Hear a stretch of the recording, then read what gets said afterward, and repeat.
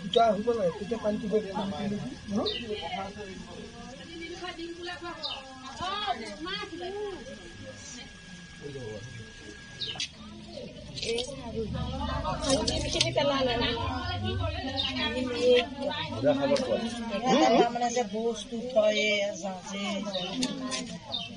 আমাৰ কলিয়াবৰ জয়ন্তীপুৰত ওলাইছিলে, জয়ন্তীপুৰ চাৰিআলিত গৈ পেলাই মোক খবৰ দিছিলে ৰাতিপুৱা যে সাপ ওলাইছে আমাৰ ঘৰত 2-3ডাল সাপ দেখিছোঁ। পিছত মই গৈ পেলাই চালোঁ, তাত অসংখ্য মানে আপোনাৰ 35টা সাপ পাইছোঁ।